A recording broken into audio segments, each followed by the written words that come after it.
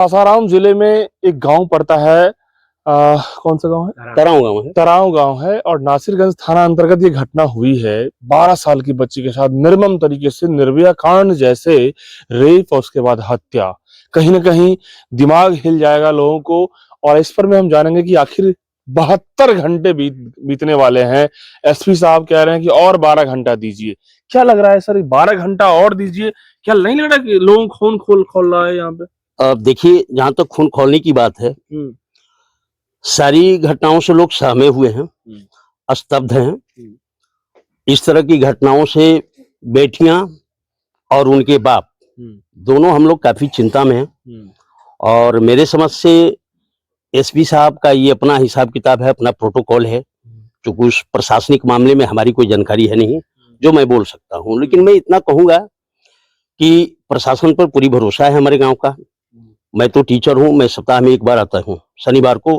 कभी कभी अंधेरे की वजह से नहीं आ पाता हूँ। इस गांव के ही स्कूल में टीचर है? जी नहीं, मैं यहाँ से 50 किलोमीटर की दूरी पे हूँ। तेलकप एक उच्च माध्यमिक विद्यालय है, मैं उसमें सर सेकेंडरी में संस्कृत टीचर हूँ। मेरी बेटी ने मुझे घटना की जानकारी वहीं दी थी। मैं 2 दिनों से काफी चिंता में था। पूरी रात लड़की ने जानकारी जी, पूरी रात मैं सो नहीं पाया। क्या बताई वो बताई कि गांव में इस तरह की घटना घट गई है और उसी टोले से जहां घटना घटी वहीं से आगे से मेरा दूध आता है। और डर से हमारी बच्चियां दूध भी नहीं ला पा रही हैं, काफी परेशानी हो रही थी। पहले दूध लाती थी वहां से? जी, आगे से एक जगह है मुन्ना राय जी का, उन्हीं के यहाँ से दूध आता है मेरा। इसी रोड से होते हुए दूध? जी, उसी गली को पार करते हुए जी। अच्छा। और कुछ बगल की बच्चियां छोटी छोटी जाती थी लाने के लिए, वो तो पटना रहती है, बीच बीच में आती है। तो आने के बाद स्वाभाविक है मन में ये चिंता हमारी है। काफी सहम गई होगी सुन? काफी सारी बेटियां आसपास की जो हैं काफी सहमी हुई हैं, काफी डरी हुई हैं। अब वहां तक कोई दूध लाने जाने वाला नहीं है, डर से कि हम लोग उधर नहीं जाएंगे। तो मेरे मन में तो यही बात आ रही। मैं परसों दिन रात में करीब 1 बजे में सोया हूँ, लगातार गांव के लोगों से बातचीत करके समाचार लेता रहा हूँ, किस प्रकार की घटना घटी, कहाँ घटी, कैसे घटी। आप लोगों ने बॉडी को देखा था सर?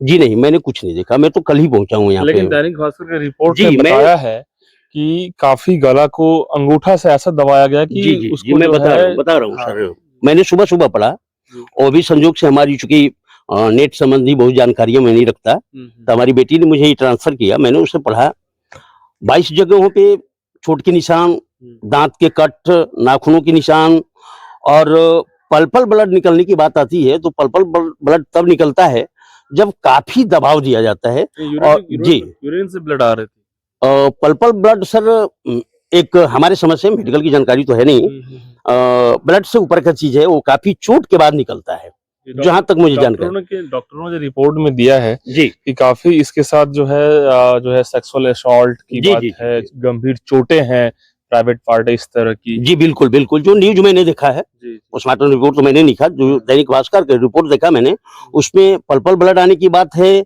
और प्लस अंगूठे से गला यहाँ दबा देने की बात है। तो आप लोग जो उदाहरण दे रहे हैं बार बार न्यूज में, निर्भया कांड जैसा, मुझे तो लगता है कि उससे ऊपर और बदतर कांड हुआ है। बड़ा सवाल है कि सर, निर्भया कांड में तमाम मीडिया ने, देश की मीडिया ने उसे हाईलाइट किया और उसे अंजाम देने के लिए लगातार कोशिश करी, लेकिन आखिर गांव के क्षेत्र है, सुदूर क्षेत्र है, इसलिए कोई इसको हाईलाइट नहीं किया। क्या लग रहा है आपको? अब इस संबंध में जहां तक जानकारी है, लोग लगे हुए हैं हाईलाइट, जिससे आप जैसे लोग आ रहे हैं धीरे धीरे, क्योंकि गाँव में पहुंचना कठिन काम है।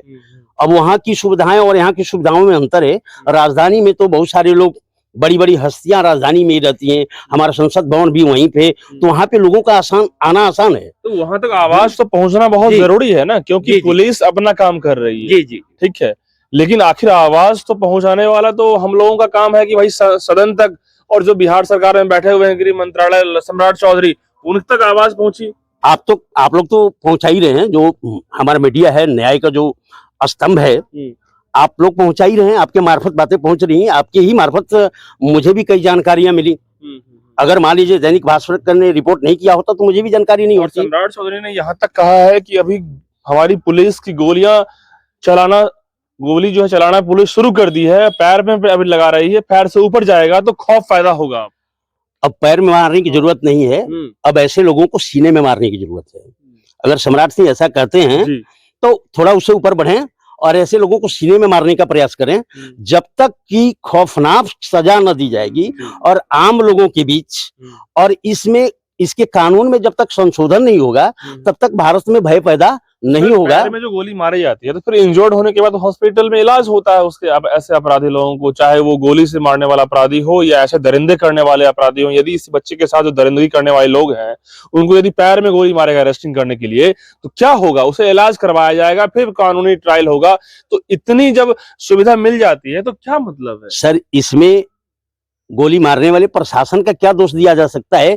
सब कुछ भारत में कानून के हिसाब से चलता है। तो अपना जब तक कानून में संशोधन नहीं होगा कि ऐसे लोगों को ऑन स्पॉट निपटाया जाए, तब तक ये प्रशासन अपने स्तर से ये समस्या नहीं कर रही है। आपने सुना होगा कि कर्नाटका या मध्य प्रदेश में घटना हुई, वहां के मेडिकल डॉक्टर के साथ ऐसी घटना हुई और तुरंत ऑन द स्पॉट वहां के जो प्रशासन है निपटा दिया उसको।